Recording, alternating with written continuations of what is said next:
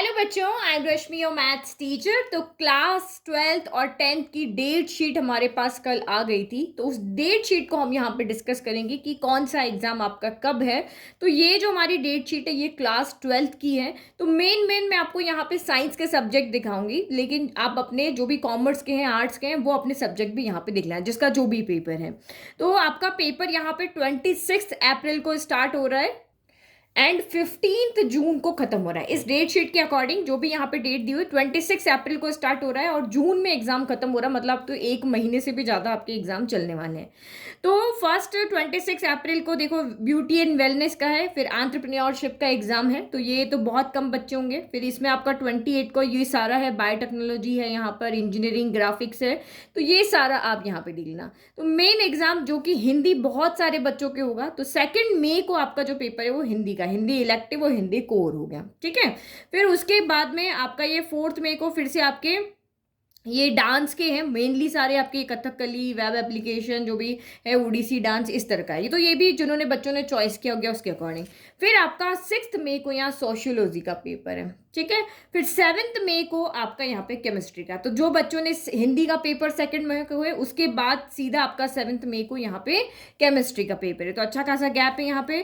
फिर 10 मई को आपका ये फूड प्रोडक्शन का है, ऑफिस प्रोड्यूसर्स एंड प्रैक्टिसेस का है, डिजाइन का है। तो ये बहुत कम के हैं। जो कॉमन एग्जाम है वो हम यहाँ पे देखते हैं। फिर उसके बाद आपका यहाँ पर हमारा 2 को हिंदी का था, देन आपका यहाँ पे 7 को केमिस्ट्री का था।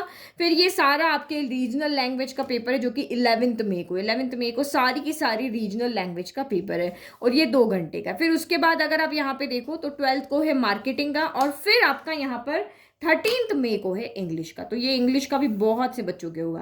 तो हम यहाँ पे क्या देख रहे हैं कि हमारा केमिस्ट्री का पेपर 7 मई को था और उसके देखो 13 मई को आपका यहाँ पर इंग्लिश का। तो देखो दोनों पेपर में कितना सारा गैप है, इंग्लिश में आपको कितना सारा गैप मिल गया। ठीक है, 7 को फिर 13 को। फिर उसके बाद 17 मई को बिजनेस स्टडीज का है, बिजनेस एडमिनिस्ट्रेशन का है। फिर 18 को ज्योग्राफी का है। फिर 19 को आपका फैशन स्टडीज का है। फिर उसके बाद अगर यहाँ देखो तो उसके बाद हमारे पास यहाँ पे पेपर है फिजिक्स का। यानी कि अगर आप 13 मई को अगर आपका इंग्लिश का पेपर है तो 20 मई को आपका फिजिक्स का पेपर है। तो फिजिक्स के पेपर में भी आपको बहुत गैप मिल गया, 13 के बाद 20, लगभग 7 दिन आपको यहाँ मिल गए। फिर उसके बाद ये योगा, ये आप देख लेना। फिर ये कॉमर्स वालों के लिए है अकाउंटेंसी जो 23 मई को है। फिर पॉलिटिकल साइंस है, फिर होम साइंस है आपका यहाँ पर 25 को, 26 को ये सारा आपका पेपर है, ये आप देख लेना यहाँ पे। फिर 27 को फाइनेंशियल मार्केटिंग, ये सारा है। फिर जो मेन पेपर है 28 को है इकोनॉमिक्स का और उसके बाद 30 मई को है आपका यहाँ बायोलॉजी का। यानी कि अगर अभी आपने इंग्लिश का दिया था, इंग्लिश के बाद में आपका फिजिक्स आया था, लेकिन इंग्लिश के बाद जिनके पास फिजिक्स हो गया, फिजिक्स के बाद आपका पास सीधा 20 के बाद देखो 30, तो 10 दिन का गैप है आपको यहाँ पे फिजिक्स के बाद बायो के लिए। फिर ये सारी फिर से आपकी ये लैंग्वेज और इस तरह का पेपर यहाँ पे हो गया। फिर आपका यहाँ पे 1 जून को है एग्रीकल्चर बैंकिंग का और उसके बाद हम चलते हैं यहाँ लास्ट पेपर पे। तो इसमें आपका ये फिजिकल एजुकेशन का है 2 जून को और यानी कि हमने बायोलॉजी देखा था 30 मई को। और उसके बाद अगर हम हमारा मेन पेपर की अगर हम बात करते हैं तो ये है हमारा मैथ्स का। मैथ्स का कहाँ है 7 जून को, यानी कि पूरा 7 दिन का आपको यहाँ पे 30 मई को वो है और फिर 7 जून को है। तो लगभग 7 to 8 डेज आपको यहाँ पे अच्छे से प्रिपेयर करने को मिल रहा है। आप आराम से यहाँ पे 3 से 4 बार रिविजन कर सकते हो क्योंकि सिलेबस भी हमारा कम है, इतने ज़्यादा चैप्टर टर्म 2 के लिए नहीं है, पर सब्जेक्टिव के लिए एनसीईआरटी बुक को बहुत अच्छे से सॉल्व कर लिया। फिर 9 जून को ये आपका यहाँ पर हो गया, 10 जून को आपका हिस्ट्री का हो गया। मतलब जिनके पास यहाँ पर मैथ्स और साइंस अगर सब्जेक्ट की हम बात करें तो ये आपकी लास्ट डेट होगी क्योंकि हिस्ट्री आपके पास होगा नहीं। फिर आपका ये कंप्यूटर और ये हो सकता है, तो ये आईटी हो गया, इन्फॉर्मेटिक्स और प्रैक्टिकल, या फिर ये कंप्यूटर साइंस हो गया, फिर लीगल स्टडीज हो गया, संस्कृत अगर किसी के पास है तो हो गया।